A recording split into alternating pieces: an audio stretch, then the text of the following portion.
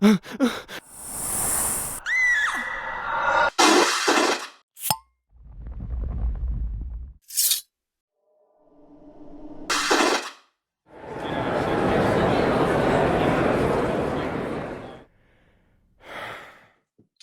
and welcome to the Supernatural track here at Continual. I'm your host, Gail C. Martin, and tonight we are talking about Supernatural's scariest monsters. 15 years, 327 episodes, a whole lot of monsters of the week. Let's see which ones scared us the most. And before we dive into that, let's let our wonderful panelists introduce themselves, starting with Todra. I'm Tawdra, and I write contemporary romance under this name. I write paranormal romance under Tamara Kandle and erotic romance under Tessa Kent. And I've been a huge fan of the boys forever, and I'm having a cat issue over here. So I'm gonna let somebody else go. Anna. I'm Anna Kensing. I write MM romance, and I've been a fan of Supernatural since the very beginning. Nice. Marx? Hey, I'm Marx Pyle. I'm co-host of the podcast Genretainment, and I'm also a writer, filmmaker. I have a series out on Kinovella called Obsidian Monsters. It's sort of like Mission Impossible meets urban fantasy, and love Supernatural. Been watching since the very beginning. Wow. Carole? I'm Carole Stokes. I've been a fan since season 3. I'm a fanfic writer. All my fanfics on AO3 under Fire Sign 10, and I so enjoy doing panels. Lola. My thing says Lola Strickland. That's the name on my birth certificate, but it's boring. So I actually adopted my great-grandmother's name, which is Lola Laracy. That's my pen name. And I write science fiction, and I'm a podcaster, but I kind of pod baited because I had to get a second job. But you know, I'll pick it back up, whatever. And I've been a fan of Supernatural since 2005. Wow. Lynn. Hi, I'm Dr. Lynn Zubernis. I'm a clinical psychologist and a professor at Westchester University, and I research fan psychology and fandom. I have been watching Supernatural since the beginning, and I've written 6 books on the show. My last 2 books were written with the actors of Supernatural. They all wrote their own chapters about what the show has meant to them. And those are Family Don't End with Blood, and the newest one about the ending of the show and its legacy, There Will Be Peace When You Are Done. And I'm Gail C. Martin and Morgan Bryce. As Gail, I write epic fantasy and urban fantasy. As Morgan, I write urban fantasy, male paranormal romance, but all the modern worlds are ones where Sam and Dean could walk in and feel right at home. I came late to the party in season 11, but I think I've made up for it in obsessiveness since then. And I fell down the rabbit hole and kept on going. I run the Supernatural TFWNC group on Facebook, the Supernatural track here. And I was lucky enough to be invited to write one of the fan chapters in There'll Be Peace When You Are Done about what the show has meant.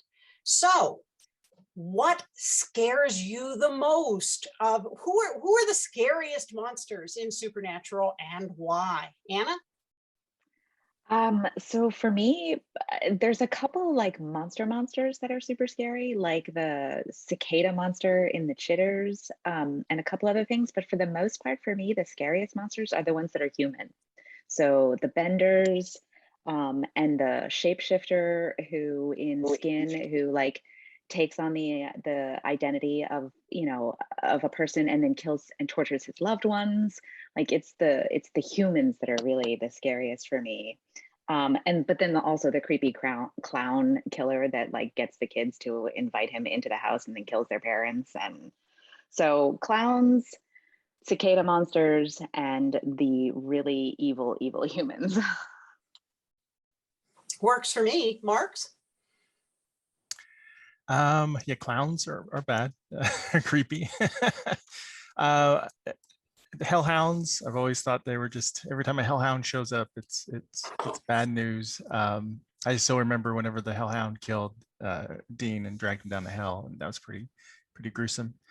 Rougarou, the Metamorphosis episode, I thought it did a great job showing you like someone turning into a monster and seeing that point of view, and that was really intense.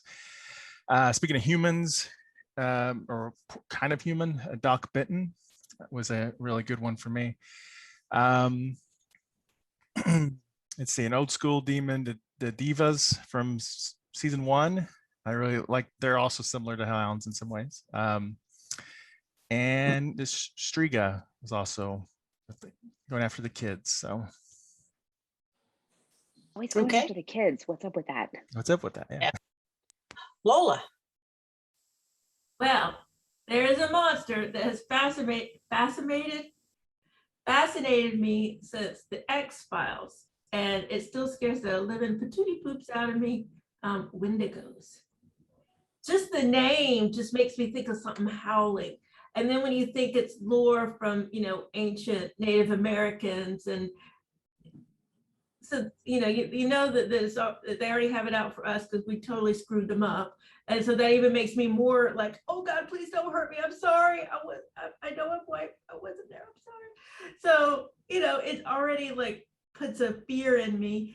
And then I'm on the wiki reading the description, and it makes it even more scarier. In fact, I can read what Dean said about it. Hold on a second, which just put a chill down me. Evil that devours, and if you eat enough of it over the years, you become this less than human thing. And it shows the picture, and they're just like, they're completely emaciated. They look like something that crawled out of the earth, something that used to be dead and was reanimated, which was kind of it because they used to be human. And because of, cannibalism or some kind of truly miserable circumstances, they turned into this truly awful, decrepit being. And they just scare the ever-living heck out of me. So I don't want to meet one. I don't. I find them fascinating, but I'll read about them and watch them on TV. That's my top. Carole? I agree about the Rougarous are particularly nasty. Hellhounds, they're so implacable, and they're invisible. Fighting, and that's it with the Devas too. How do you fight invisible stuff? It's really, really tough and super scary. So both Devas and Hellhounds. I also found the Alpha Vampire, pretty scary. And really any kind of vengeful spirit. Vengeful spirits, they're so vengeful. They're so angry. And they don't care what's happening or what's going on. They just want to throw you around. And, there's no reasoning with them.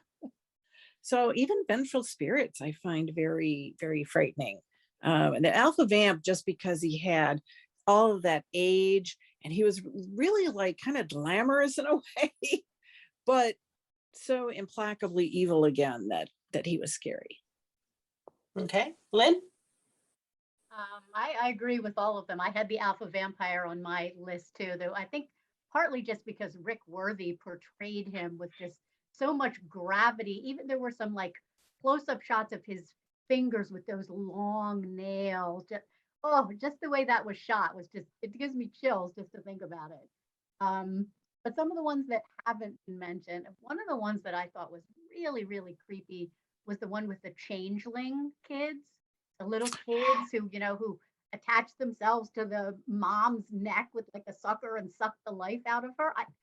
That was, again, like so well done. The way they depicted those kids, just the little glimpses, like in a mirror when you saw their true form. It was just a brief glimpse. I find it scarier when either the monster is invisible or you get these brief little glimpses. That was so well done. And I don't know if it's because I'm a mom and it's in the back of the mind of every parent that sometimes your children do kind of suck the life out of you, and maybe they are evil today on a Tuesday afternoon. I don't know, but those really, really bothered me. And then the other one that struck me, the episode that I think is the scariest episode of the entire series is Bloody Mary. I was petrified watching that scene when she crawls out of that mirror like the Ring. My daughter and I were just sitting on the couch holding each other, screaming at the top of our lungs. So I don't know if it's not that monster per se is the most creepy, but that episode was just so terrifying and so well done that I don't even want to watch that by myself. Somebody has to be with me if I'm going to watch Blood Simulator. How about you, Todra? Well, I started to make a list and I realized that it had one thing in common. First of all, my all-time scariest for supernatural is Lilith, when she is that little girl, because she's just the cutest little thing, and she skips around, and you see her when she's in that house with the family, and she has killed the grandmother, and she, it's this evil juxtaposed with such cute goodness and whatever, but she just, and then Maggie from Playthings, again, a little girl, and there's just horrible things happening because of her. And then my third one was the Changelings, again, kids, because, I think it's just taking something that is so innocent and so usually, benevolent, and just making them horrible and evil. So, and I agree with the vengeful spirits, the woman in white, I always thought, and the pagan gods from the Christmas one, that they got me too. So, you mentioned Playthings, and that's the one with the dolls. And that's the one that Jensen has said on con panels scared him the most, just because of the creepy dolls. And I think he also said that Danielle, being the loving wife that she is, went out and bought a porcelain doll and was hiding it in different places and moving it around the house. So, relationship goals. It's hilarious. It's so perfect. But I agree. I think the two scariest for me, the first one is Provenance with the haunted painting. Yeah. Yep. Another psycho kid. But just the idea of that painting having a life of its own, kind of Dorian Gray, just, that the painting itself was haunted. I loved that. And I loved the fake out that we thought it was going to be the dad, and it was really the kid. He was beautiful. And the woman in white, because out of everything, that's one that I might have had an actual experience with. I was driving home with a friend from taking summer courses, and we're driving down this long rural road, and there had been this abandoned looking house. We'd never seen anybody around it, any cars or anything around it, very overgrown. We come around this corner, and there is a lady standing there in a full white 70s era wedding gown with a big picture hat. No good reason for a person to be standing there. And we zipped on by at 55 and looked at each other and said, do you want, oh, hell no. And we just kept on driving. But that's my story, and I'm sticking to it. We never did find out what happened, but that was close enough for me. So we have kind of three tiers of monsters with supernatural. They're the ones that were never human. They're the ones that used to be human. And then there are the humans. Do you have what are some of the ones that fall into those categories that we haven't mentioned yet? Marx? Oh, what was it? Is it the Benders, right? Mhm. And get their name, yeah. So when you get these human killers and such, that's those would be like some of the human ones we haven't mentioned. Oh man, I know there are others, but I can't think off the top of my head what other ones we've got. And of course, psycho hunters like Gordon. Mm-hmm. So where we see, what were heroes turned into villains. Yeah, those are some of the humans that are on top of my head. Okay. Carole?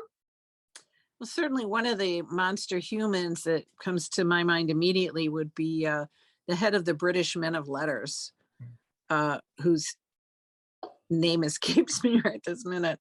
But in her little prim and proper hairdo and clothes and her little sensible shoes, and yet was, horrific enough to pit boys against each other to fight to the death, and wanted to just wipe out all the hunters in America because they were so, unruly. Yeah, she was pretty monstrous. Okay. Lola? All right, so I'm really using Wiki because I'm like, 327 episodes. Y'all are taxing my brain. It's like 9 o'clock at night.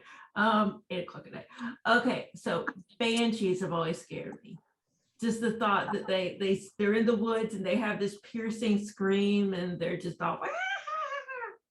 So I'm looking on it on the wiki. They were in Into the Mystic, and this is what Dean said. They use their piercing scream to drive their prey crazy, forces the Vix to crack open their own eggs, and then the Banshees feed on the yolk. And the only people who can hear the Banshee screams are the Vix. Oh, and they travel through mist. It's just like, I think something about the old myths that they're bringing to life to scare the batoopy-joops out of me. How about you, Lynn? Any of the 3 categories or all of them? We have so much to choose from.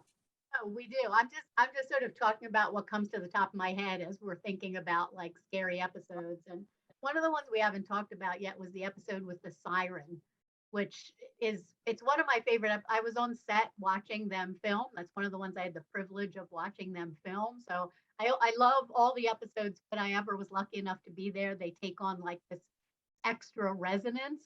And even when I was watching them film some of those scenes, like, you know, you're on a set, there's people, there's crew, there's camera. It's obvious that you're watching a television show being filmed. But even so, I found that siren episode really creepy. There was something about, I don't know, something about a creature that can make itself into what you really want. It's like the ultimate manipulation. And I don't know, I think it appealed to my psychologist brain too, because there's something really frightening about that. You know, we humans really do manipulate each other. And if you've ever met someone who's really good at being a manipulator, they can be frighteningly good at it. And they can put you in situations that you could do things that you never thought you would. So kind of the little bit of kernel of reality in that story, I think made it really scary. And sort of that ultimate showdown scene where he had Dean and Sam, you know, fighting each other for him.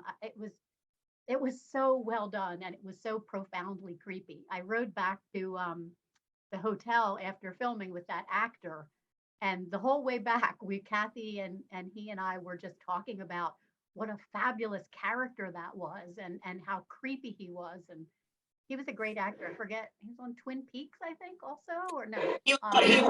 True Blood. He was on True Blood. It was Hoyt Fortenberry in True Blood. Yeah. So he had a really interesting perspective on the creature he was playing. And I don't know, that just came to my mind that we hadn't talked about it. I think that it's a very unusual episode and was really well done. Mm-hmm. Todra. Well, I was thinking about the fact that for me, the worst ones are the ones who manipulate people. And like I think Lynn was saying, the djinn, that was, those were always super, super scary for me and you know, disorienting because you didn't know where the line was. I mean, you started to get it after a while. When something really good was happening for Sam and Dean, you're like, oh yeah, this is the djinn. This isn't real. But anytime you had either the supernatural creatures doing that, same with the shapeshifters, because they really affected how they lived their lives there in some of the middle seasons, you know, when they were wanted and, you know, kind of on the run because of the things that the shapeshifters had done. And, you know, I even look at the angels in that category too, because they were very, very manipulative of humans and without much care for how that worked. So yeah, I think that those were the ones that really made me think the most. And any time that the humans were evil, that was always disconcerting too. How about you, Anna? So a category of monster that was never human, but, you know, sort of appeared to be human that we haven't talked about is the Leviathan, who I love the Leviathans. I mean, they are just, I love that whole season. I love that whole arc. And, you know, some of them were, you know, sort of, you know, your like run-of-the-mill monster, you know, the ones that were sort of one-offs and, you know, the real estate broker who ate his boss or whatever, and the doctor who, ate, I forget who, but Dick Roman was terrifying because he was just so charismatic and handsome, and and he just owned everything. He owned all of the businesses, and he was like a motivational speaker, and he's doing TED Talks all over town, and then he's just like bibbing everybody who crosses him. And sort of the end of that season where he's interacting with Charlie, and Charlie's trying to steal all the information from Dick Roman Enterprises, and he's like leaning over her desk, and he's like, he's not very physically imposing, but he is freaking terrifying, that dude there. So and not like because he's a Leviathan, obviously, but also just because you can just sort of see him getting whatever he wants, no matter the consequences. I have to agree with you on that. I worked in corporate America for 20 years, often directly with the CEO. So I'm pretty sure I worked for Dick somewhere along the line. That whole personality type rings so true. And they're out there. They might not have the chompers, but they're out there. And, he's kind of the pharma bro who, hey, people need this medicine to live. Let's raise the price 1,400%. So yeah, that kind of evil is real, and it's scary. I loved some of the weird monsters, like was it the shoju that you could only see when you were drunk, and Party on Garth. And so, but it was still a scary monster. It was going to kill you. You just couldn't see it coming unless you were drunk. So that was kind of an interesting twist. And we had, Ghost Bobby and all of that in that episode. But one of the ones that I just rewatched, and it really put a chill down me, was a season 7 episode where Dean and Sam think a demon has returned to an area after they got rid of the demon. And it turns out that the guy that they thought was the innocent victim who had been possessed that they saved, kind of like Nick in later seasons after Lucifer was gone, he missed the power. He missed the ability to make people respect him. And he brought the demon back. And you can just imagine people doing that. And he didn't care who he hurt, even the dog. And that was just, rewatching that episode, it was much scarier than I remembered it being. Now, there are a fair number of gods in Supernatural that we run into, not to mention Chuck, but all kinds of pagan gods, all kinds of minor deities, and some of them were pretty darn impressive. We mentioned a few, but what are some of your favorites? Lola? You muted. Yeah. There you go. Well, I've been sitting here thinking about how they missed an opportunity, because I listen to a lot of paranormal podcasts because I don't want to sleep at night. And so I scare myself. And I hear a lot about black-eyed kids, which if you've never heard of that, they're scary as shit. And it's gotten to the point where I won't take my trash out at night because I'm convinced a black-eyed kid is going to come down the street and do something to me. Well, Supernatural has shown us that taking your trash out at night is a really bad idea. It is a bad idea, and I'm not going to do it. I'll get up at 6 o'clock in the morning and take it out the next day. So I won't do it. And if I do, for whatever reason, I go really fast and I'm like, run back, I look like a cartoon character. I'm like, so I was thinking that, but then I was looking through the wiki because, I have to refresh my memory because I'm almost 50 years old. And they may have addressed it just with a different name. There is a character of a subspecies, I guess, of monsters called soul eaters. And this is a description. Soul eaters appeared as humanoids with a long black coat, a somewhat distorted face, and black empty eyes. Those are black-eyed kids. And it says it lives in its nest, and it exists outside of space and time, in which it could drag human souls from the physical world. And your body, if you do remain, your body, you cannot move anymore. You're basically done. And so that makes me think of the legend of the black-eyed kids. And there are plenty of people who said they've seen this. And the thing is, public service announcement, if they come to your house, do not let them in. if you let them in, you're screwed. And that's Trick just the or thing. treaters right out.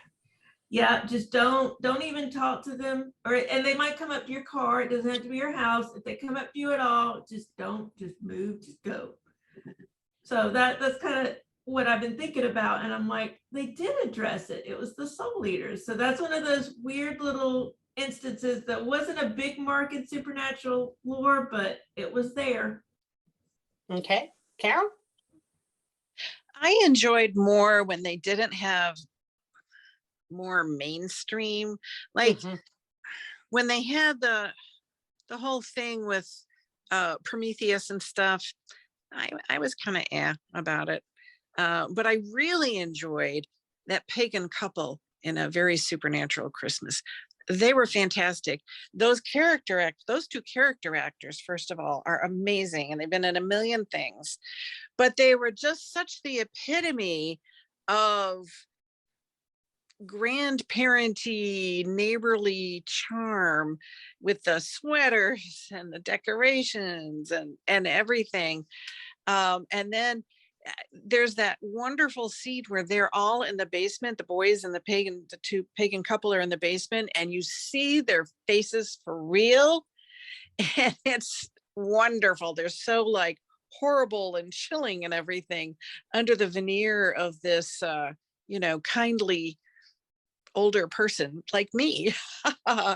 And I just love them because they were still so dedicated to prolonging their methods of worship and harvesting those fingernails and teeth so they could continue. And that was my favorite. I just loved them. Okay, they were fun but evil. this is true. Lynn?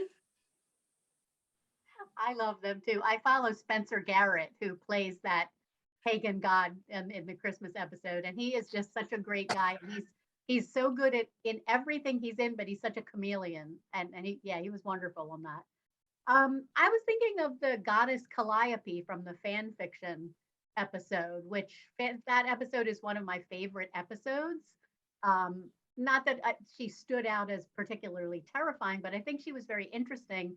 And what that whole episode had to say about the importance of story and making story your own and kind of having the creative freedom to tell your own story. Even Calliope, who is dissing the story of Supernatural the whole time, nevertheless has to admit that in the end, like, Supernatural has everything. It's the perfect story because it has all these attributes. And I don't know, I was thinking about it because there's so much contention in the Supernatural fandom recently about what is canon and what was the story. And it was a big theme of the convention this past weekend, and all of the actors were kind of saying, this is art and everyone can have their interpretation.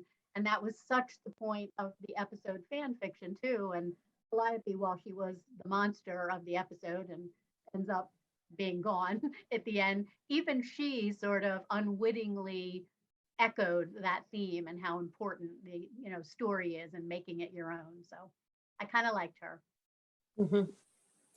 I think one of the most terrifying god level creatures was the Scarecrow in with the apple pie.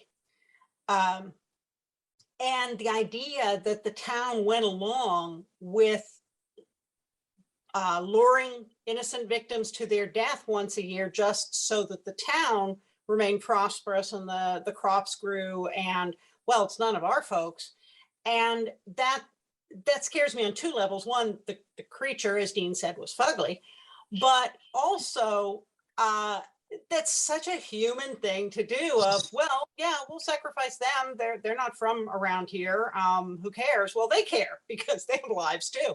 And it reminded me of a similar thing that happens in Neil Gaiman's American Gods, where there's a creature that every year a child goes missing. Everybody says, oh, what a terrible tragedy. And yet that's the town's sacrifice, as it turns out, to this ancient German goblin. So yeah, that just scares me on so many levels. Todra? I think my favorite, because he had such a long run in a lot of different formats, was the trickster Gabriel. You know, whoever he was, just he was so nuanced. He was both good and bad, and you never knew what he was going to do, and he was always just tremendously funny, no matter what you wanted to say. I really enjoyed him from the get-go. I love the Elysian Fields Hotel episode. Actually, I was this weekend in a town here in Florida, walking down the street, and there was a storefront that was the Elysian, and I thought to myself, I'd love to go in there and just see, who happened to be in there. And I love I love to be scared by the Christmas couple, Madge and Edward, who seemed so grandfatherly, grandmotherly, and then were just horrifying. So. How about you, Anna?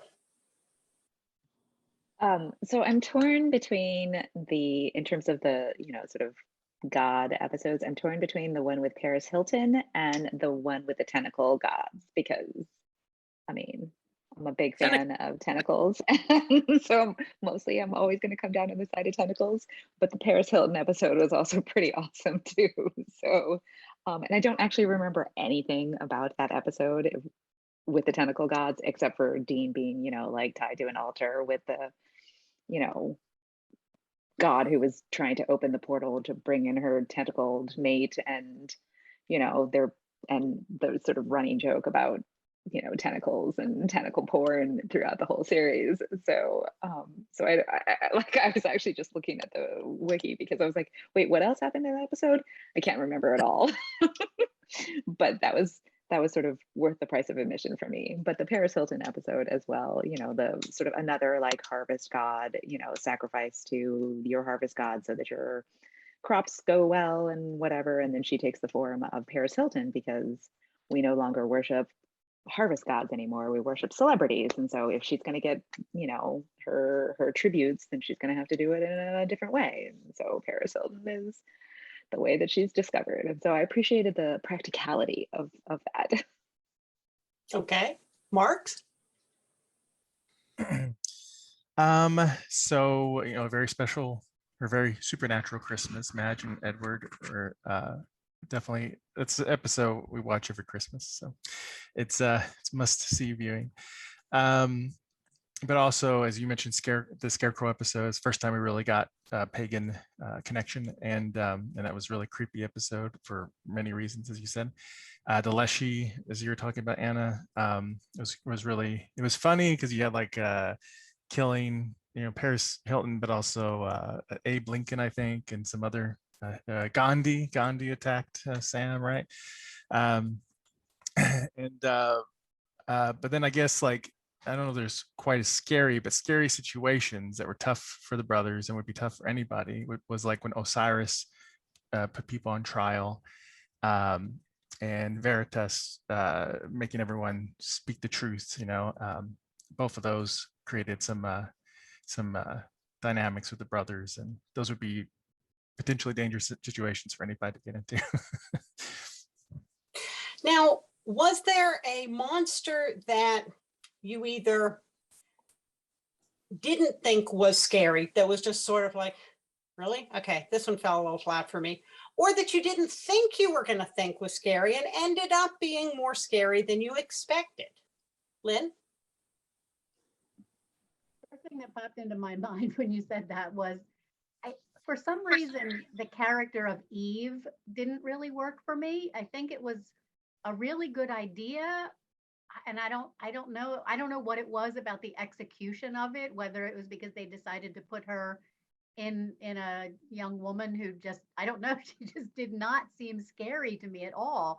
The only scene that really worked for me with Eve was when there was that sort of final showdown where Dean has the ash and actually swallows some of the ash, and at that point Eve is played by Samantha Smith and is sort of appearing like Mary Winchester, which gave it an added sort of gravity and creepiness. And that scene between her and Dean, where he's trying to goad her and she sort of leans in really close and he gets her to bite him to get the ash in her mouth, that one worked for me. But before that, I was really disappointed in that character.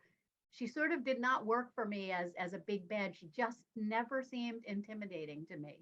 So that was the one that first came to my mind that kind of didn't work very well for me. Okay, Carole? As far as unexpectedly scarier than I thought, I would say Bloody Mary, because at first I'm like, yeah, Bloody Mary, Bloody Mary. But I'll tell you what, and someone else was it you, Lynn, who referenced that, man, when she crawls out of that mirror, I was like, whoa, that was freaking scary. And then underwhelming would be, to me, the Frankensteins, the Stein family. It was just like, really? You know, like we have all these extra organs, and I appreciated the effort to try and bring, I mean, we have vampires and werewolves and all these other classic things, and I appreciate they tried to like bring in maybe this classic trope, but it was just like, there's a bunch of Southern homeboys with extra bits, and I was underwhelmed. Okay, Lola? I don't know if this counts as monsters, but this was the most disappointed I ever was in Supernatural. I remember they built up the darkness for like the whole year. It's like, what's the darkness gonna be? Are we gonna feel it? Is it gonna go through our pores? Are we gonna be unable to move? What is it gonna be? This great mysterious thing that's, cosmic and the beginning of all time. And then we see it's a woman. I'm a woman, it's okay. I love women. Women are great. But I'm not like, ooh, it's a woman. Ooh. I don't know what I wanted it to be. I wanted it to be some kind of force. And it was a woman who was gonna be hot for Dean, and Dean was gonna be hot for her. And I'm like, been here, done that. And that was just the most let down I've ever been. Sorry, Mara. I mean, she's fine. It's just not what I wanted it to be. Fair enough. Todra? Lucifer never scared me a bit. I found Lucifer kind of less than intimidating. And also the vampires never really bothered me that much in Supernatural, not the way that they have in other. I have a real weakness in my scare ability for vampires, but for Supernatural, I don't know why. I just think for whatever reason they just didn't grab me. But yeah, anything that was like the Woman in the White, Bloody Mary, those kind of things that I didn't think would, they definitely got me more than I thought. Cool. Anna? Yeah, I agree. I'd never found the vampires or the werewolves or sort of like the traditional monsters, like horror story monsters to be particularly scary. But one thing that was legit scary was the racist truck in season 1. Like it was just like this gigantic, huge truck that sort of has like mist, sort of swirling around it, and the moonlight kind of reflecting off of its chrome grille, and then it's just revving and revving and revving, and then it just runs you down. And I think that there's a lot of people who are not who find flaws with that particular episode, but I think that episode is legit scary because of the truck, and also I think it reveals a lot of Dean's character in the first season. That sort of carries through for the rest of the episode. So yeah. Okay. Marx? So some that popped to mind is bugs. It was pretty creepy in the beginning, but how it got resolved was kind of silly and a letdown, right? This, as was said earlier, the Steins, I feel like Doc Benton was a much creepier take on a similar concept, and it just didn't really work for me. Of course, they killed a character that I liked quite a bit too. So Eve also didn't quite work for me. I wanted her to, and I'm really still very interested in like knowing more about that background, how that works with the dynamics of purgatory, which I don't know if they ever really talked about since she's dead. So, but the mother of all monsters, basically, what could have been really more interesting. And I had mixed feelings about the Leviathans. There were at times they were creepy, and at times I think they were just a little too campy for me. It would work fine for Buffy, maybe not for that show. But I think one missed opportunity with the Leviathans too was that when they possessed Cass, and he was Psycho Grin Cass, right? When he killed all those people in the politics, or whatever I'm trying to say, the senator's place, and you know, kind of talk to them a little bit before he started to melt. I think I would like seeing one episode with that evil Cass, because you know, Misha did a great job really changing how he looked and really freaked me out a little bit there. I think that would have been a lot of fun, or not fun, but scary, fun and scary. I think too, for me, Anna, I'm going to second you on the black truck in Route 666, but a number of years ago when we first lived in Richmond, Virginia, there had been a number of incidents along a rural highway where women reported being chased by a black pickup truck. And there were a couple of people who went missing who were never found. So that was very real and very fresh in my mind, that black pickup trucks are bad news. And so despite some of that episode's failings, the idea of having this truck that comes out of nowhere when you're by yourself at night is a real scary thing. And I think everybody's been there. So that was very easy to identify with. The one that I won't say it was necessarily scary, but it ended up being more poignant than I expected, was the one with the guy with the giant fly head. Was he a Mosca? I think that's Charlie's in that episode. So I think it's AU Charlie. It's later on. But the idea that there was a community among monsters who came back to take his body back to the community, even though he had been an outcast.